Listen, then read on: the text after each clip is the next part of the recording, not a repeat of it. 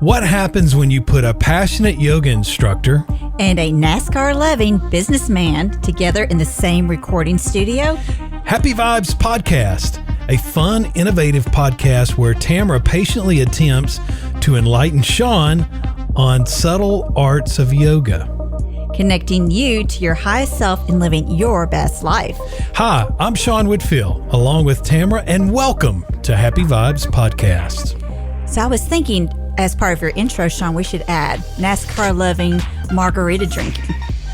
Well, that would just not be true.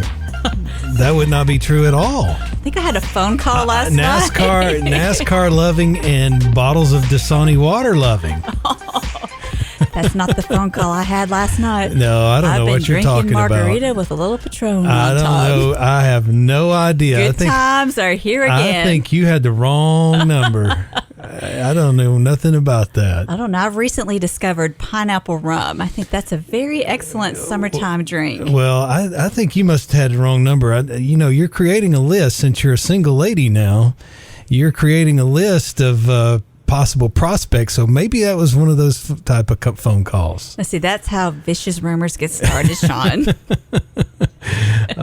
Single and ready to mingle, which goes... wait, is that your new motto? Single and ready to mingle? I say, living my best life, Shawn, and if that's the best single life, bring it on. That's what we call TMI, too much information here for Happy Vibes Podcast. Well, I think talking about single, it goes hand in hand with our topic today, Shawn. Well, before we dive into that, with the exception of your single life, how has the rest of your life been going? Well, things are a little bit stressful on the work front, so we're just not going to talk about that. And as far as we're getting back into the yoga studio, so that's pretty awesome. Mm-hmm. Enjoying some nice weather, so that's pretty awesome. What about you? Life is going very well. Have a lot to be thankful for, a lot of to be, blessed with. Got a break a couple of weeks ago, got a few days to the beach, which was much needed and very nice. And I would just be very grateful if we could get life more back to normal. 100% agreed. Even if it's the new normal, a little bit of normalcy would feel so good. Mm-hmm. Have you done much dining out in restaurants and public places? I have not. I'm still leery about that. I'm getting more to-go food, which has not been really helping with the weight situation. So are you saying you've put on a pound or two? I have. I'm like, what is going on? We're going to have to dial this back. Well, you know what that's called, don't you? Too much sodium. No, it's called the coronavirus 15 or Corona 15. It's where you've picked up 15 pounds during this pandemic. Well, let's not go 15 pounds, Shawn. So that's maybe the Corona 5? Exaggerating. Let's call it the Corona 3. Oh, the Corona 3. Corona 3. I wonder if that would add up to that on my scale. But I have to remind you, it's never polite to ask a woman. Two things. What are they, Shawn? I've been telling you this for 20 years. Your IQ and maybe your weight. Maybe. Well, IQ's not even in question. Oh. Yeah. Well, let's see. Since you broke a big 50 mark this past year. So we'll just go ahead and put that out there. Especially since you're single and mingling, we just need to go ahead and let the guys know, okay, she's 50. Now, Shawn, that just totally blew my cover on my dating profile. It says I'm 45. Well, that just means you shouldn't be lying on your dating profile. Hey, what you don't need to know won't hurt you. And besides that, you take that 50 mark and you run with it. You go, you know what? I might be 50, but I look 40. 50 is the new 30, especially in Tamara's world. So how does that work on a dating profile? You put down your 45, that way you draw in guys that are 45 and younger? I don't know how that works. As you pick your age range, I don't know why I felt compelled to put a different number. But when I did... So you're honestly admitting on Happy Vibes Podcast that your dating profile is not age 50. It's right, 45. and it's also not my real name. Wow. We are just uncovering all. This is Dateline instead of Happy Vibes podcast. We're really getting into some deep information here. We need to consult undercover with Clint on the single life. Well, Clint doesn't even date, so I don't even think he's a good resource for the single life. I think he's living the single life single. I'm living the single and ready to mingle life. Oh, you're ready to mingle. Didn't we just establish there that? Again, we are getting back into TMI, too much information. So, should we get so this doesn't need to be the Single Life podcast. This is the Happy Vibes podcast. All right. And we've been doing a series on, drumroll, your favorite word. It's not Chewbacca. Chewing tobacco? It is chakras. Chakras. You almost said chewing tobacco. You got me all confused and Or discombobulated. Chewbacca. You know, like Chewbacca in Star Wars. It's actually making a comeback, isn't it? I think The so. Star Wars I've never theory. been into that, but yeah, I think so. It is. But when you said chakra a couple of podcasts ago, that was what I thought about was Chewbacca in Star Wars. I don't know exactly. I don't know. I think your memory's failing you. I think you is. thought of like some kind of exotic tea. Oh, you think 50's bad. You wait till you start seeing 51, and I'm looking at 52. It even gets worse. I know. We've started doing like brain exercises in my house because we don't want that mind to go. It's so important. Mm-hmm. Yeah. All right. Well, let's do like a little recap. We have already addressed the first three chakras, which is the root chakra, the sacral chakra, and the solar plexus chakra. And today we're going to talk about the fourth chakra, which is my favorite personal. It is, can you guess? Single life chakra.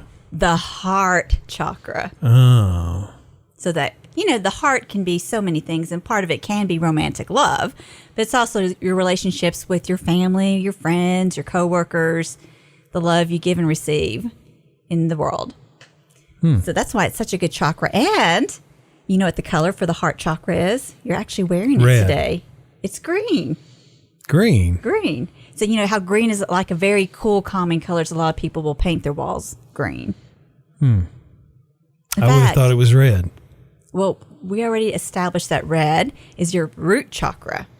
It is. So the Sanskrit name for the heart chakra is Anahata. And it's actually a bridge that connects the upper and lower chakras. So the lower chakras are more like your physical chakras, your safe, stability, financial abundance chakras. And then when you move up a little bit higher, you get into the more spiritual, metaphysical energy systems. So the heart is what's connecting those two. The element is air. So if you can envision like spaciousness and air around your heart and even taking the breath. So you're envisioning the lungs, the heart, the respiratory system. And you think about how love is in us and all around us. So you can envision how air is like that as well. The color we said is green, and the location is in the center of your sternum, so right in the middle of the chest. And it actually expands out into your shoulders, your neck, your arms, and into your hands. So some of the meanings are love for yourself and others, which we already talked about, romantic relationships. Sometimes I think that we put a little bit too much emphasis on romantic relationships. Like we put so much energy and effort into it. What's the payback? Have you ever thought about that? No. Like maybe if we didn't think about like that next person we're going out with this much and we put our energy into what brings us more joy, like you might get a little hit or a little fix from that one experience, but it's not really soul fulfilling. I can't really give you advice of what to do, but I can tell you all the things not to do. So I'm not one that you need to be asking advice for or from when it comes to... Well, I wasn't really asking you advice. I was just asking saying, the opinion of... in your experience, because you've been a single guy for a while and dating people and in and out of relationships, and we put so much focus on that one relationship. And I had a friend... They can become very stressful. It is one of my best friends. I'm going to mention her name, Verenda. She's been my friend since we were 13 years old. She said, you can't expect one person to make you happy. And I said, you know what, girlfriend? You are 100% right, but one person sure can make you unhappy. And your motto is, too, you never depend on a man. I learned that from my mama. I was going to say, and you live it, too. Well, I come by it honestly. What do they say? The apple doesn't fall far from the tree. Yeah, that is very true. But yeah, that's what I think about you often is hearing you say you never depend on a man. You don't need a man. You make your own money. You make your own way. You are your own anchor. And then the man is just the frosting on the cake, right? Oh, the man is the frosting on the cake. Is that the way? Or it could be the cupcake, depending on how much emphasis. Oh. I think we're digressing, though. I just thought I'd throw out there how we put so much emphasis on romantic relationships, but love, it just encompasses so much more than that. It can be your joy, your compassion, your ability to give and receive love. A lot of times, if you're women, you're more nurturing, so you're like always giving your love. But it's also important that we feel and receive love. So that's something I'm opening myself up to, is being accepting to receiving love.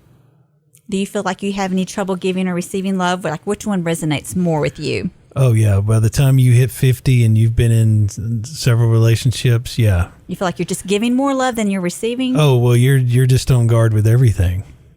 See, that's no way to live. You can't guard your heart. Your heart gets hard at times, but I'm trying to break that habit. You always want to have an open heart. I always think it's better to have loved and lost than never to have loved at all. So you put yourself out there and take that risk. So that's part of the heart chakra, is acceptance and forgiveness. And sometimes that means even forgiving yourself. So how does all this relate to yoga?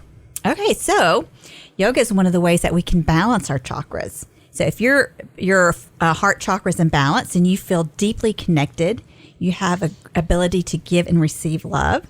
You experience beauty, just the beauty in the whole world on a whole nother level. Beauty in life. You feel surrounded by love. And if it's blocked, you can have difficulty relating to others. You may have excessive jealousy. Now, that's not a problem I have. I'm just not a jealous person. Not at all. Do you experience jealousy in any of your relationships? With myself or the other person? Either way. I mean, it stinks when jealousy pops its ugly head into a relationship. You know, I seldom get jealous. Occasionally it can happen, sort of when you least expect it. I think that majority of the people out there has got a little bit of jealousy in their system. And if you don't, then do you invested? Do you not have any? Oh yeah, I think if you're not jealous and you're maybe not that invested in that relationship. You said just a moment ago you didn't have any. Now you're saying I didn't say I did not have any. I don't have excessive. Okay. Like where you're obsessed with that. That's not healthy, and neither is it healthy not to have any jealousy, because then you're like, I don't care, you're indifferent. That's not a relationship. So if you had jealousy in a relationship, would you be jealous maybe if the man you were dating, you saw him having a conversation with another woman? Would that make you jealous? The thing that would make me the most jealous was attention or quality time given to another person, whether it is a man or a woman. And that same attention is not paid to your relationship or to yourself. So it doesn't matter if it's a man or a woman. Right. It's that the attention that is given. Like, even as crazy it might sound, some people are jealous of another person's dog, because a person will love so much attention and affection to the dog, but not to their partner. Mm-hmm. So. Well, I was a past relationship. The lady I was dating, she was typically not a jealous person. If she saw me having a conversation with a woman that was, say, on a scale of 1 to 10, she was a 6 or a 7, 10 being the highest, she was cool with it. But if she saw me having a conversation with a woman, say, for example, in the gym, and she was a 9.5 or a 10, then that's when the jealousy started. So it all depended on what she looked like. Like, so there's a lot of layers there. I would think that would be like kind of your shadow self, like a little insecurity coming up for it to be based on looks. The jealousy. I think some of it can relate back to that person as intimidation. Well, and insecurity, because if you're confident, it doesn't matter what you look like. You should be able to go around with no makeup on, your hair not done, and your man is still attracted to you. Well, yes, and no to that. They should love you no matter what. I agree with that. Because looks is transient. It comes and goes. I agree with that, but there's nothing worse, and this can happen for the man too. When you get into a relationship and you've been in a relationship for a long time and the other person lets themselves go. I'm not talking about letting yourself go, because that's part of your self-esteem. But they let themselves go. They quit taking care of themselves. They are not concerned with their appearance. They're not concerned with getting dolled up with makeup or clothes or exercising or keeping their weight down or what have you. And a lot of times in relationships that are sort of stagnant or been going on for a long time, one or both parties can become that way. They quit. That is true. And then you feel like that person does not really, how can you have things in alignment if they care so little about themselves? And you want the other person to be their highest self. Feel attractive. Right. If they don't feel good about themselves, then they don't feel good about you either. Yeah. So another you see that often. Another symptom of a blocked heart chakra would be codependency. I think that one's huge. Codependency. So I'm not sure. Define that. To me, it's like you enable each other's bad habits. I'm not even really sure. That's a catchphrase that's thrown out a lot. So you could become an enabler. I think so. What would your definition of codependent be? I would think for a woman, for example, like you say, you don't need a man. Well, some women or a lot of women could look at that as, oh, I can't make it without a man. I can't survive without a man. What would I do if I didn't have a man? They're codependent. I see more men that way. Well, that's only because you scare them off to start with your independence. No, because a man can be widowed, right? Been married 50 years. He's widowed. 2 weeks later, he's dating the choir director's mom. Like, he cannot be alone. And I've seen women who will go decades before they get remarried or get a boyfriend or whatever. A lot of them, they'll say, no, I never had another man after my husband died. Not a man. That's just in my experience. I'm just interested in seeing who some of these men of yours are, who they are. You're going to keep on wondering. Just keep on wondering. So also it can manifest physically, a blocked chakra, as aches and pains in the heart, the lungs, the chest, the arms, hands, and even in your neck. Because it's not just an energetic energy, it's also a physical energy in our heart. All right, so let's move on to how we can balance our heart chakra. And we said the heart chakra is with the air elements. So the number one thing you can do is work with the breath. So maybe just working on some meditation, some deep breathing, and just imagining spaciousness and air around your heart area. Yoga always comes back to the breath. That's one of the 8 limbs of yoga is pranayama, the breath work. So I'm really big on breathing. It's one of the few autonomic systems that we can control. Like, you can't control necessarily other things, but you can control your breath, right? You can't control your digestion, your heart rate, but you can control your breath. Another one is self-care. So if that means for you taking a bubble bath with candles or taking just some time for yourself to watch NASCAR, that would be self-care. Another one is to express gratitude. I think that's one of the main things that we can always turn to feel happier, is to have a sense of gratitude. And then, of course, there's yoga. So there's certain poses which are heart opening, and they're kind of hard to describe. So I will put pictures on the Facebook page of these. But let's just say what they are. They would be like cobra pose, anything that like opens up the chest, eagle pose, camel, fish. I'm noticing these are a lot of animal names. Cat pose and up dog. Another one is to repeat positive affirmations about love. I know we've discussed many times about affirmations. And this is another time when it's a handy tool to use to balance our heart chakra. Another one is to forest bathe, getting time out in nature. You're surrounded by all the green trees, the grass, green being the color of the heart chakra. Have you ever done any forest bathing? Just get out in nature and it just feels so fantastic. No, not in the way that I think you're thinking of. I do spend a lot of time outside and walking in the park. I try to make that at least a 5 evening a week. And isn't that so much more uplifting to you than like walking on a treadmill, getting outside and walking? Yeah. It is, because you're in nature. I know that we're getting short on time, so I will hurry through these. We're out of time. We're out of time. never too much running out of time when you're talking about balancing your heart chakra. We've got to save chakra talk for the next podcast. All right, so we'll wrap this up. And Shawn, let me ask you one thing real quick. What made you happy today? Beautiful weather. That's so basic and so vanilla, but since we're out of time, I will let that one pass. We've had so much rain, and there's been days that you couldn't spend time outside, and so beautiful weather is what comes So to mind. you can find and my family. Yeah, that's always number one. But sometime I'm going to ask you to name something that's not weather, health, or family related that you're grateful for. Okay, so you can find Happy Vibes Podcast on the Facebook group and also the YouTube channel. And please subscribe and like so you can get updated free yoga videos.